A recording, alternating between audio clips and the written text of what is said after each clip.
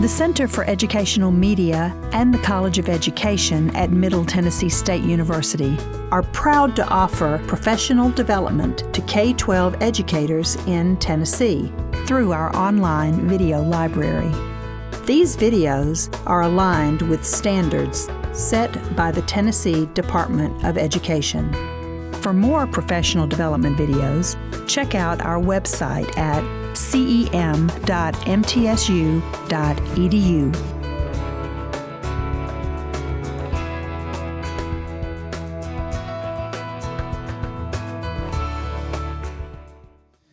So I think that we are about to our official start time, so welcome back. So our afternoon, we're kicking off with our new partners for this year that we're really excited to be able to bring on, and that is the folks from over at the Albert Gore Research Center. So this afternoon, we have Donna Baker and Sarah Calise who's going to take us through and talking about the archives, the work they do, and ways that you can use the wonderful stuff they have over at the Gore Center. So without further ado, I'm going to turn it over to them. So good afternoon, everyone. How are you? Heard a little bit about this. You've been fed. It's a little warm in here. If you all start to conk out on me, do beware, because I might have to come scare you a little bit. So I'm the University Archivist for Middle Tennessee State University. Another way to put it is I'm a keeper of the good stuff, usually. So anything that has to do about MTSU history from 1909 until present day, that's what I'm taking care of. Doesn't mean that we don't have a little crossover of jobs every now and again, or a lot. But that's what I do. Has anybody been to the Gore Center? Okay, well, let me talk a little bit more about what we do there before we talk about what we do there. This is about Albert Gore Sr. This is not the vice president, though he is aware of our work. He's doing other things. Albert Gore Sr. was a senator. He was started in the House of Representatives in 1938. Yay, I got one right. There's a quiz afterwards. We will be testing you. So when he left office, he donated his materials to the university. And they lived in a lot of different places, including this building, in the round part of this building. And if you saw how many boxes we have of his material, you'd be like, why do they put all those boxes in the round part? But now it lives over in the art building, liberal arts building, Todd Hall. So anybody can come and visit us. We're not open just to students, we're not just for faculty, we are for anyone who might want to use our research materials. So that's University Archives, I'm there. Sarah takes care of everything else. So if I'm the keeper of the good stuff, Sarah is the keeper of everything else. Time and space, whatever comes our way. So she takes care of the political papers, and you're going to see her talk more about those. We also have regional papers. Despite the fact that we're a little bit difficult for the community to get to when they want to do a little research, we still try to collect, because there may not be a good repository collecting genealogy, local history, family histories, I just said that, and anything else I can think of. No? Okay. So we're going to talk a little bit about what we do at the Gore Center, what we can do for you all from the Gore Center, things we'd like to do with you all as we keep building our mission. So my part is flipping the archives. I'm here to talk a little bit more about what we already do when you come to us. And everything that we do depends on the class size. We are able to take care of people around the 14 to 17 people in each room. We have a research room and we have a conference room. So size really does depend, what we can offer you. We can do large groups, but it's extraordinarily difficult to work through the materials that we pull if the group gets too large. The intent of the visit is another consideration. Are you just coming to look around? That's awesome. That's fine. We have plenty of things to look at. If you have more of a project involved, well, that may depend on what we can do, or decide what we can do in that space in the time that we're given. And is this the only time your group's going to visit? If you're scheduled to come back and actually do research with us, or to come back and do just general visits on our exhibits, the things that change out in our facility, then maybe we'll have a different kind of group session to start with. All of these things are the things that we consider before you even plan your side of the visit. So what to expect? Just a basic orientation. We can totally do that, it's no problem. Where we talk about what we do, who we are, how do you work with us? How are we different from a library? How are we different from a museum? Are we different from those things? What are the things that we collect? Why do we collect them? Who cares? I tell the historians all the time when they come to visit us, if you cannot answer who cares, then we haven't done our job very well. So we do a lot of that explaining who we are and what we do. What are archives? What kind of things are we looking for? No, a special collection is not your entire issue of National Geographics. We're looking for a little something more unique, a little something more rare. And ask if you'd been to the Gore Center. Has anybody ever been to an archives or special collection before? So we have some people that might know what we're collecting. We are truly collecting things that are not published usually, or if they are, they're particular to the collector or the creator. We know that it's easy, for the most part, to get congressional record.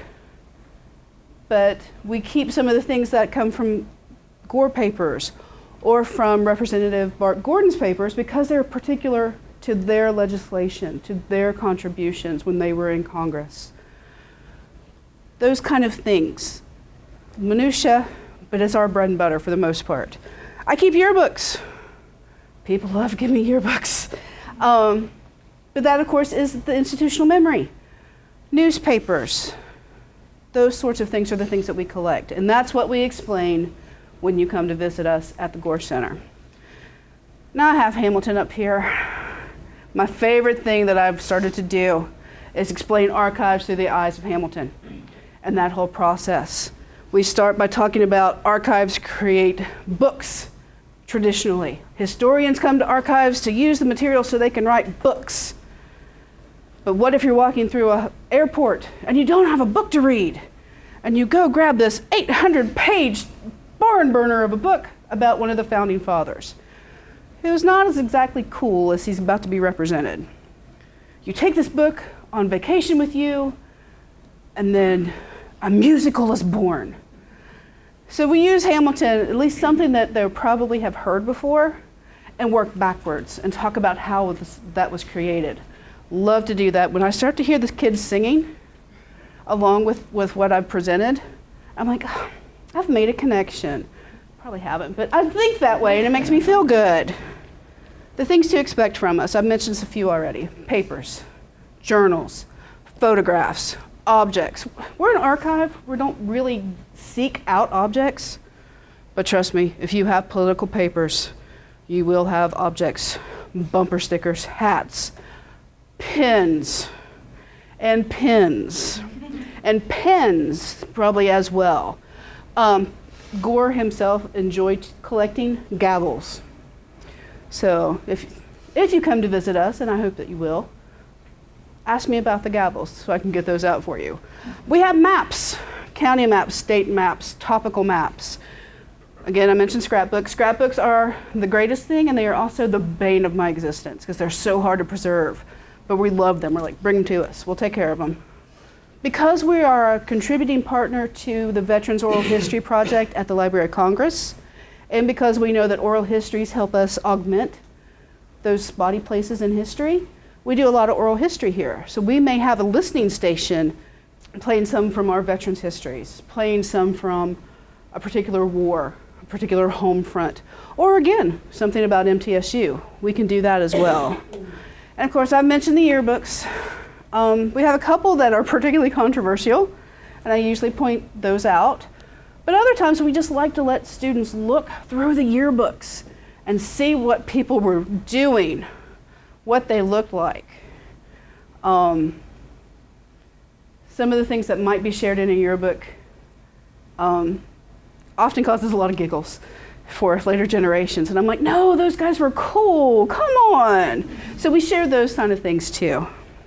We can do a tour of the facility most of the time, meaning that we might have a material station, and Sarah's going to actually kind of demonstrate that in a minute. We can do a tour of the research room itself. And then we can do that in two ways. To talk about what to expect when you come into an archives. What's going to greet you? What kind of paperwork do you have to do? How does it work? Or you could just look at the artifacts and the exhibits in our room. We don't change out quite as often as we'd like to our exhibits, but we have those things that you can also look at, and we try to pull highlights from the collection. Smaller cases we change out a lot quicker. We can do a tour of the archive space in the back. Well, you get all these things. Where do they live when we're not looking at them? What do they look like when they come to you? How do you take care of them? We can usually do that kind of a tour as well. We can do all of these things, should you come to visit us at the Gore Center. Things you could do, because again, we have Albert Gore's seniors papers. That means we have constituent mail. That means we have Civil Rights Act constituent mail. You could come and read those letters that the senator received and act as his advisor. What would you tell the senator to do if you were reading these letters? Usually I give a little warning before anyone reads those letters. This is 1964 language. Do not be surprised at anything you read here. But how would you advise him, seeing what your constituents are saying? Not only do we do this with tour groups or people who are coming in, we do this with classes. Our special events coordinator, Kent Seiler, he's also on political science faculty. He does that with almost every class he ever teaches. Doesn't matter which semester. He usually brings them in to do that kind of work. And it's always very enlightening to us what the students pick up on and how they would advise him. You could do your work on researching for World War II. And we can do that across formats. Again, oral histories. We could do it with scrapbooks and letters. We could do it with journals. We can do it with objects. We don't like to collect uniforms. That's not what we do. And it's a little unethical for us to take a lot of that material in if we can't take care of it properly. But we do have a few pieces, smaller things, insignia, hats, again, pins, medals, those sorts of things. So we could do that kind of research if you wanted to do that.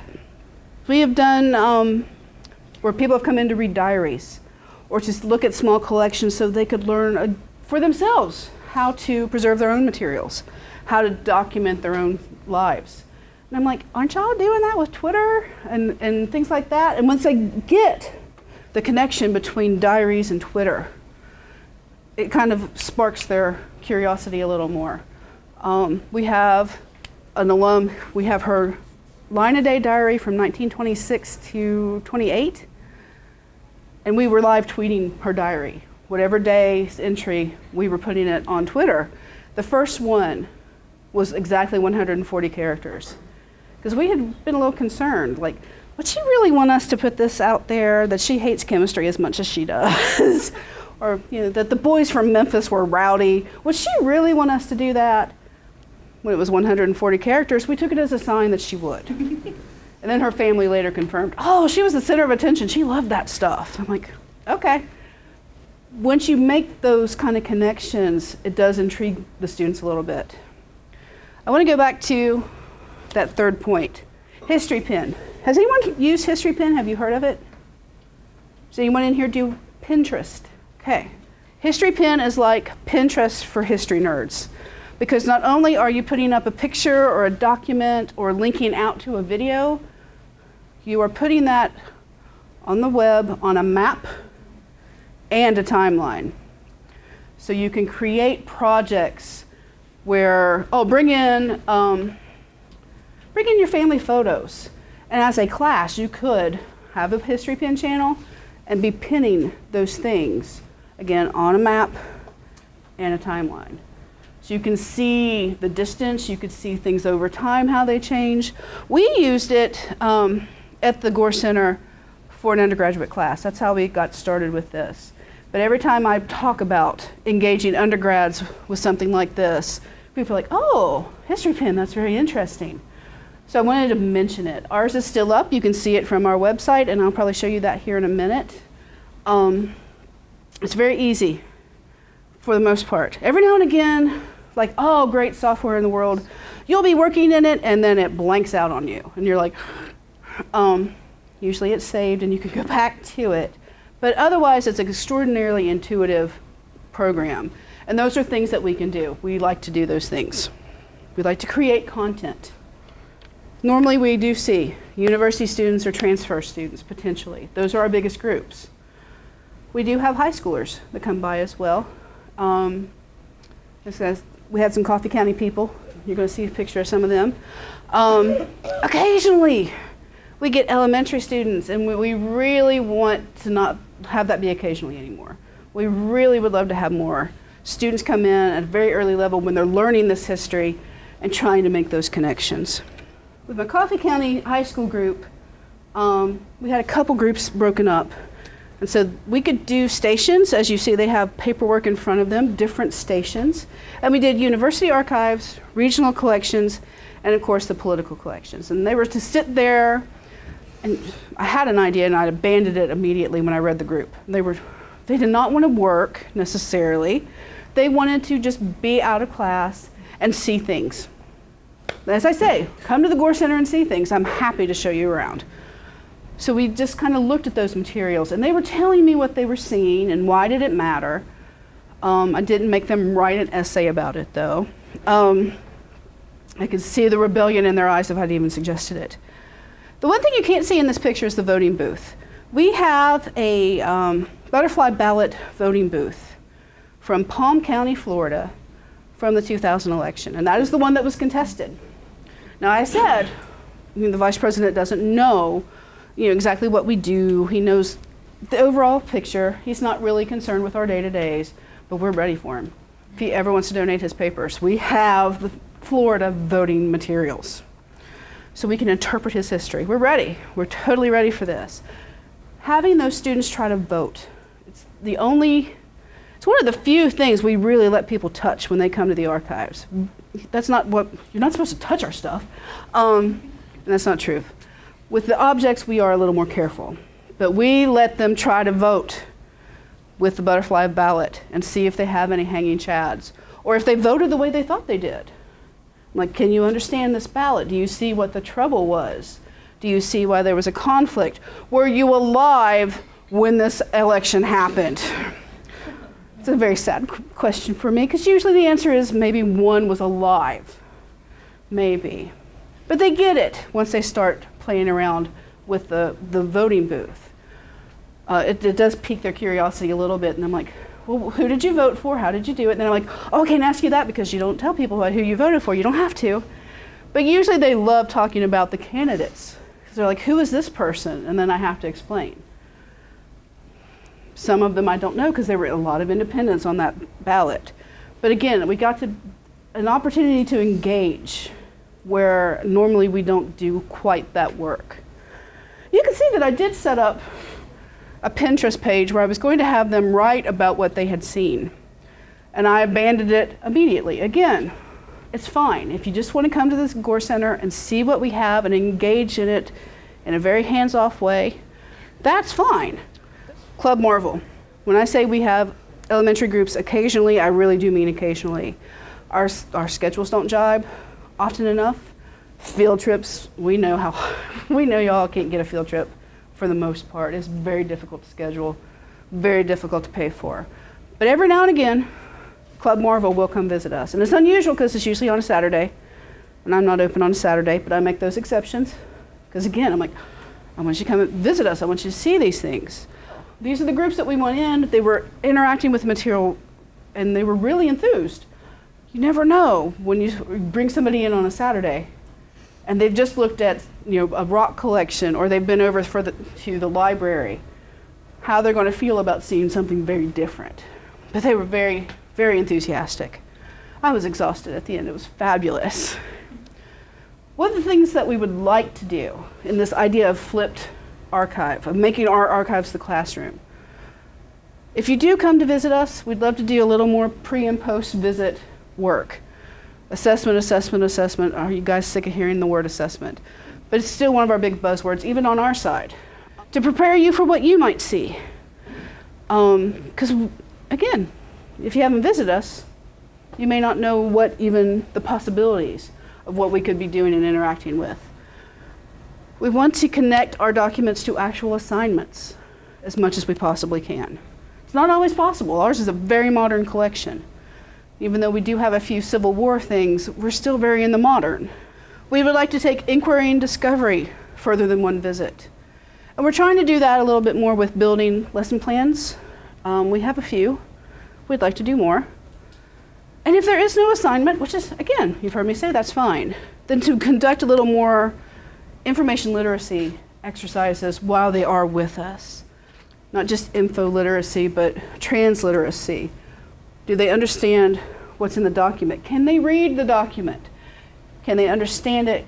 Can they look across different kind of formats and understand the lessons being taught there? Those are things that we would be interested in doing a little bit more of if you come to us. But Sarah has a little different story, so I'm going to hand it over to her. Switch. Hi, I'm Sarah Calise. I am the Political and Regional Collections Archivist. As Donna said, I'm everything else, which sometimes is kind of intense and overwhelming, but because of the nature of what I do take care of at the Gore Center, I am usually the person that would come to you. So bringing the archives to your classrooms. This is something we very recently started. I just hit my mic, I apologize. I'm traditionally trained as a public historian as well as an archivist, but what the public historian part means is that during my master's degree here at MTSU, I specifically was learning how to bring history, like academic theory, into a public environment so that an elementary school student, a middle school student, a high school student, college, and even just general public who maybe hasn't taken a history class since college, help them understand the types of things that historians are talking about today in terms of civil rights history, LGBTQ rights history, women's history, political history, so anything, essentially. So I specifically trained to take the documents and photographs and objects that you might find in an archive and bring them into the public and help them understand what these primary sources mean and what they mean to them personally and nationally and globally. So that's why we're calling it Archives Without Walls. So this is really, this is a photograph of kind of the first outreach activity I did, bringing our stuff to a school. This was in March, so it was Women's History Month. And I actually did a Teaching from Primary Sources conference with a colleague of mine in Murfreesboro, and I was able to connect with some 5th grade teachers there. And I was like, hey, I really want to come to your classes, and I want to bring original documents and let the students touch them. I know we said earlier we don't normally like you guys to touch our stuff, but when I come to you, I'm all about letting them touch it, which a lot of archivists will panic about. You'll meet a lot of archivists that are like, what? No, don't do that. But I know from just personal experience the value of touching something from 1943. There's, you can look at a copy of something or you can touch the real thing, and there's some sort of like transformation that happens holding something. We have one of my favorite things to bring out when my family comes or when friends come and I give them tours is I bring out letters written to Albert Gore Sr. from John F. Kennedy, signed by John F. Kennedy, signed by Lyndon B. Johnson. So these major players, and I was like, do you want to touch something that John F. Kennedy touched? And they're like, yeah, I do. I'm like, well, look at this letter that he wrote to Gore in 1960. So everyone, has that kind of experience. I'm sure we've all have our own family collections that if someone brings out, you go to a family reunion and you bring out your old scrapbooks, maybe your great-grandmother has her old scrapbooks from when she was a little girl. That transforms you. That's a transformative experience. So that's what I want to try to bring to your students. So Case and Lane Academy, the 5th grade teachers there contacted me after I connected with them at this conference, and they were interested in doing something with civil rights or World War II. And I said, let's do World War II. I can immediately think of things to do with World War II. It's a collection that I use a lot. We have a lot of objects as well as documents and photographs with that collection.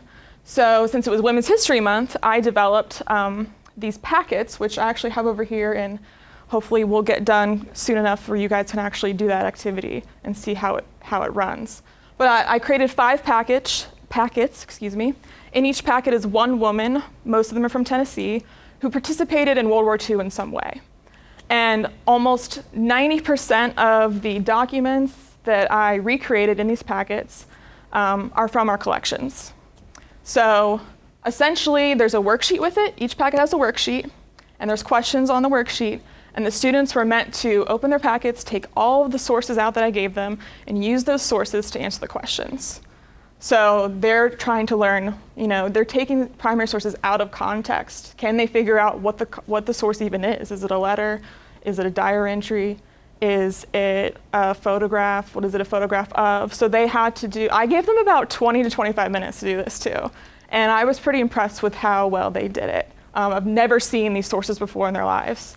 And asking fifth graders to come together in groups of 5, work together, read these sources together, analyze them, and answer questions. And they did a pretty fantastic job. Their reward for doing all that hard contextual and analytical work was that I let them touch stuff. So we actually have, maybe I can bring it out here. Packet 5 was a really popular one. It's a woman named Marion Peck, who is not technically a Tennessean, but she lived most of her life in Tennessee. And she has a really cool job in World War II. She was actually a reporter and one of the first Americans in general to be an eyewitness to the tragedies of the Holocaust in Europe. She wrote photo captions for the Associated Press, and they would send those photographs to all the international newspapers. But she also covered the Tennessee maneuvers, which were war games here in Middle Tennessee. And so I ended with her, and what was really cool is I was like, you guys see this arm patch she's wearing, which the C stood for civilian, I'm pretty sure, because when she was out doing war games, they wanted to identify her as not someone part of the military. I was like, you guys see that arm patch right there? That arm patch we actually have, and I brought. And I said, you can go and handle and touch and hold that arm patch, it's right there. And they were all like, oh my God. They started like looking up like, what? No way. So yeah, that's kind of the experience I was trying to give them. And I brought, the white gloves. I was like, if you don't have a white glove, you can't touch anything. So share the white gloves. And we had a variety of things. We have, the Gore Center probably has one of the largest collections of Tennessee maneuver pillowcases in the United States. Don't quote me on that, but I'm pretty sure we probably do. Like, we're not in the Guinness Book that we know of yet, but yeah, we're working on it. I brought out postcards, or tried to bring a lot of visual things. I know students really react to visual stuff. So a lot of postcards. This is one of a woman Army Corps person actually kicking Hitler in the hiney. And a lot of students actually talking about pre and post visits, or activities rather. I could tell really quickly which classes or which teachers did a pre-visit, did a pre-visit activity with them, and which ones didn't. Because I started my whole talk with like, do you know what an archive is? Do you know what a primary source is? And the classes that could immediately answer those questions, I could tell the teacher had done some sort of pre-activity with them, orienting them to what I was going to talk to them about. And actually, they hadn't just quite reached World War II yet. They were just getting to it. So that was kind of a difficulty sometimes with some of the students that necessarily know some of the history. So some students actually didn't know who Hitler was in that postcard, and I kind of had to explain a lot of history on the fly sometimes, which is fine. I enjoy doing that. I'm a public historian, like I said, so it's kind of what I love to do. Yeah, we brought a lot of different things. I did it over 2 days, and we are all about critiquing ourselves and people critiquing us, and we really take those critiques to heart. So after the first day, I realized some of the questions I asked were just too hard, or some of the primary sources were too long to read, perhaps, and they just weren't getting through it. Because when you give fifth graders something, they think they have to read every single line. I give it to a college class, which I actually did a couple weeks ago. I gave them the same exact assignment. They kind of knew that they could skim around a bit to find answers. Fifth graders aren't necessarily attuned to that. So after that first day, I came back to the Gore Center and I immediately revised the packets to make them a little bit more easy for fifth graders. And then the second day went way better than the first day. So this is the kind of stuff that I'm going to talk about. I have 4 different kinds of primary source activities that we could do with your classes, me coming to you. And like Donna said, I like to stress information and primary source literacy as much as possible. Getting them to, not just hold something that's really old, but getting them to understand what is it that they're holding, what are the biases that perhaps are in letters or in a newspaper article or in a photograph even. The who's, what's, why's, and where's, and how's. And the who cares. And the who cares. We're trying to stress that to them as much as possible. So I'm going to go in order of kind of like the simplest type of activity to the more contextual, analytical, and complex. So the simplest is a show and tell. Like we said, we know time and money is not on your side in public education. And I know that getting field trips to us is very difficult. That's why we're trying to do more of this coming to you. And if you simply just want them to get exposure to primary sources, to original documents, we can do that. There doesn't necessarily have to be some like real hard-hitting lesson behind it. A couple weeks ago, I was asked to be part of a career day at the Bellshire Design Center up in North Nashville. And that was quite an experience. The youngest group I've ever had to deal with, which was second graders. So I was trying to explain to second graders what an archivist is, and they've never even heard the term archive before. But essentially I brought them a lot of different objects that I brought real objects for second graders that they could handle, and we talked a little bit about World War II, which they really didn't have much of a concept of, but they understood what war is, and they understood that all the stuff was really, really old, and that's kind of really all they needed to be excited about it. But yeah, so that was just kind of more like, hey, hi, my name's Sarah, this is what I do. I brought some stuff for you guys to look at. Let's look at it and talk about each object. And then I kind of made sure each group got to touch the object at least one time.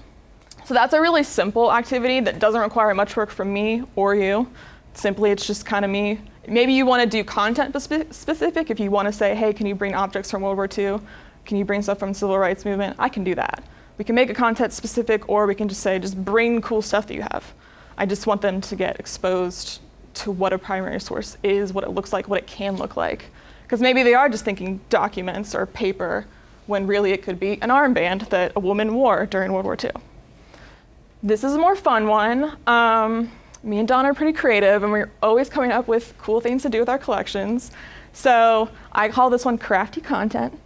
We're always coming up with different things we could do with our primary sources that also involved recreating them in some way, or crafting with them in some way.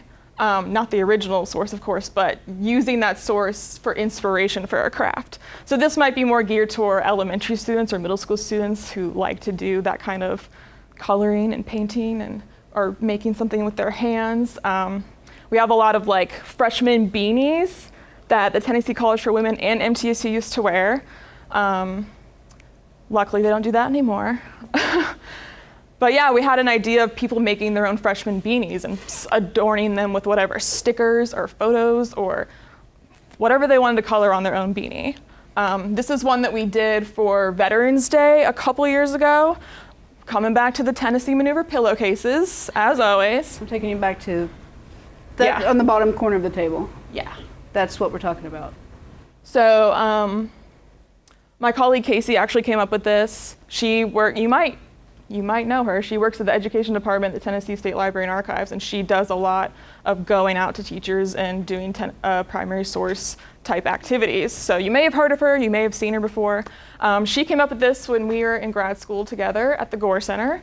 And so essentially it's, color your own Tennessee Maneuver pillowcase. And if you don't know what the pillowcase is or what I'm talking about, I'll briefly explain.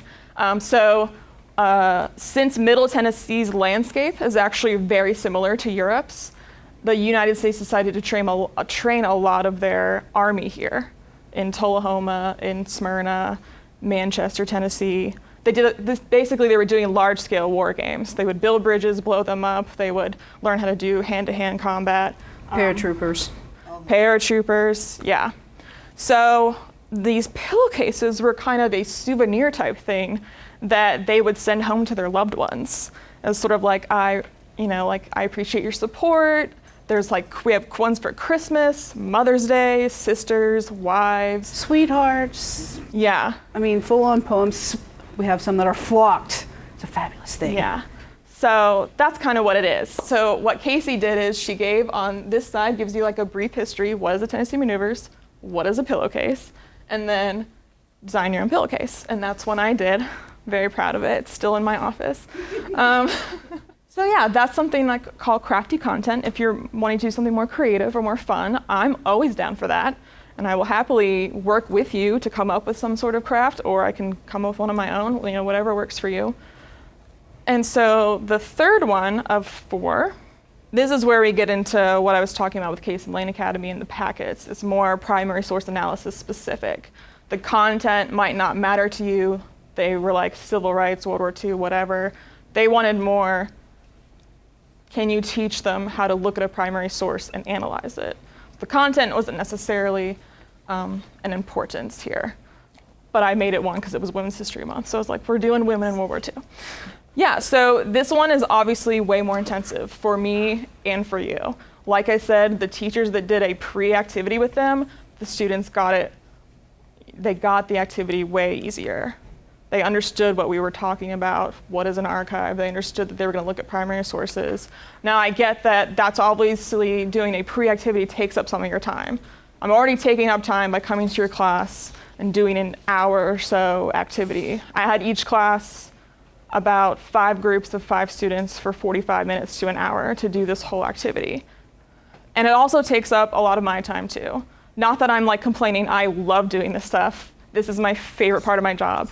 But it takes me a lot of time to come up with something to do, to find the right content.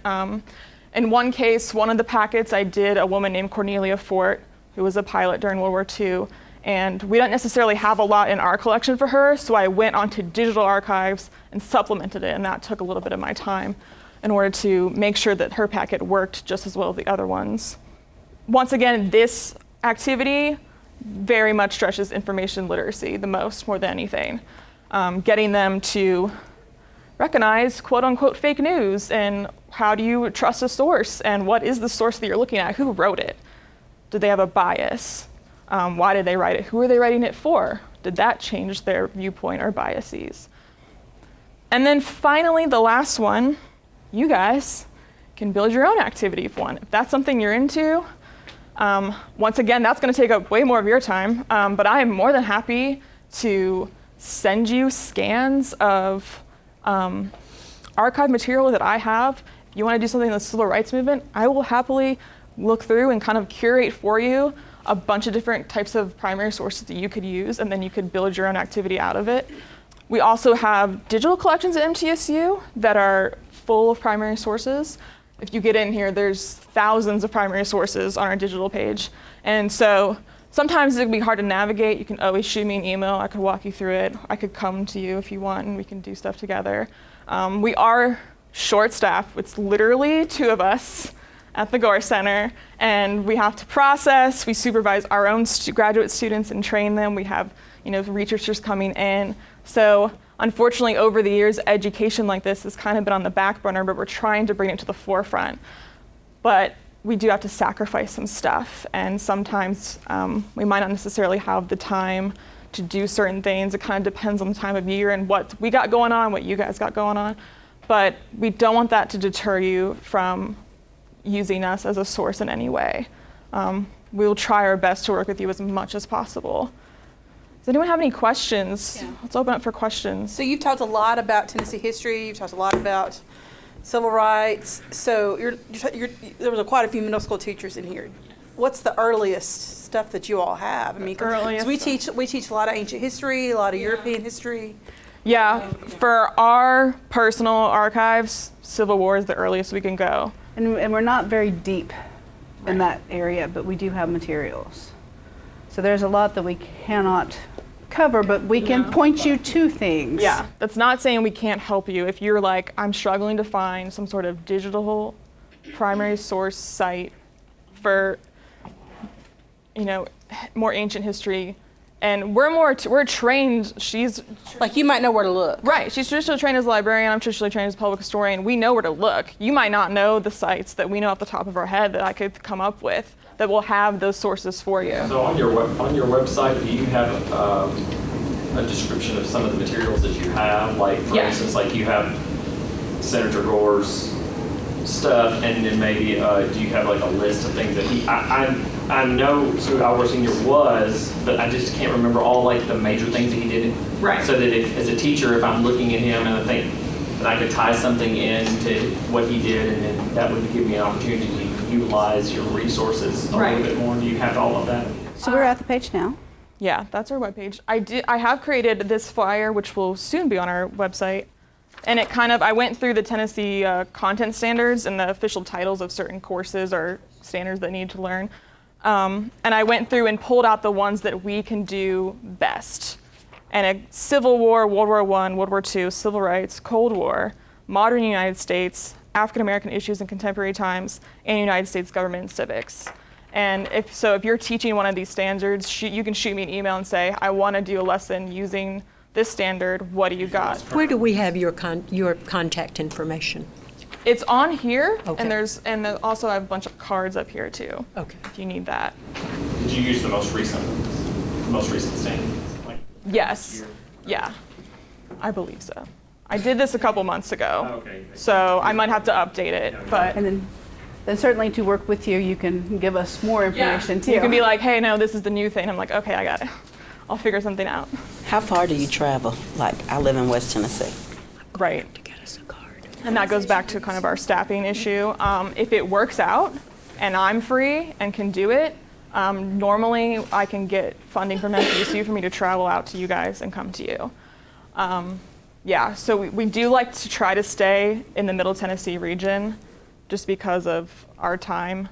But we also, part of this talk that I wanted to do is because it's not only us that's doing this, there might be archives in your area, if you're in East or West Tennessee, that are doing similar things or want to do similar things, and they just maybe you haven't connected with each other. Maybe they don't know that this is something that you guys want. So if you maybe contact your local archives and say, like, you know, hey, whatever that is, if it's a university or county archive, whichever, maybe they don't know that you even want to use the material, or bring your students to you, or you come to them, whichever. This is probably a stupid question, but who, is it just colleges that do archive? I mean, No, that's not a stupid question at all. that's a great I question. don't know who does archives. A lot of universities and colleges, almost all of them have an archive, at least for their own institution. It doesn't necessarily mean if they're smaller archive or smaller college, they might not collect things from like the region. But almost there's a lot of county archives. I don't know the number for Tennessee. I know that the Tennessee State Library and Archives is trying to up that of how many counties have their own archive. Rutherford County does, I know. I work with them a lot. Colleges, so county archives, government institutions. Churches. Yes. Oh, yeah. Churches are excellent record keepers, dating back centuries. Public libraries may have just general history rooms. They may not have archives, but they may be keeping the history. Yeah. Is anyone from East Tennessee? Oh, you have Oak Ridge Public Library has really great collections. They have really great oral histories of people who lived on Oak Ridge and worked during the Manhattan Project. So sometimes public libraries are out there. Maybe they might be the main collector in that area, so they're the ones that are actually collecting archival material. Someone mentioned, again, ancient world, that there's things that you have to tackle. There are a lot of digital collections out there in the world. One of the first ones that was ever created was the Duke Papyri Archive. And they did this because they thought maybe 5 Egyptologists in the world would want to see their collection. And when they put this page live, they got slammed. They're like, who in the world is looking at this? And it was, of course, middle schoolers looking at the papyri collections. So these are certainly out there as well. Digital Public Library of America is a wonderful source. We are contributors to that through our library. If you're not familiar with Documenting the American South, that one is an incredible resource, and it also has all of the first-person slave narratives that were ever collected in the United States. I do mean all. So that's a resource as well. Europeana is doing a similar thing as the Digital Public Library of America. This is EU-wide, and again, it covers all spans of history. Documents, artifacts, books. So these things are out there. And I'm going to take us back to our page. The World Digital Library too. I saw the IPLA, but the World Digital Library as well. That's in conjunction with the Library of Congress. So yes, World Digital Library, thank you. We certainly brought our packets if you'd like to look through those. Yeah, we don't have a lot of time, but you're more than welcome to come up and see what that packet activity would have looked like. If not, I can pass around my contact info and that flyer, and if you have any other questions, holla. Yeah, the one thing that we didn't mention, and we probably are not ready to do yet, but could be, are in-services. If there are skills that we can teach you as an in-service, we're open to that. Please don't call us in October, though. Otherwise, we're good to go for the most part. Our October is very slammed. We would love for you to visit us in October. We have a lot of things going on. But yeah, an in-service is not out of the question if we can help you with that. Things to think about.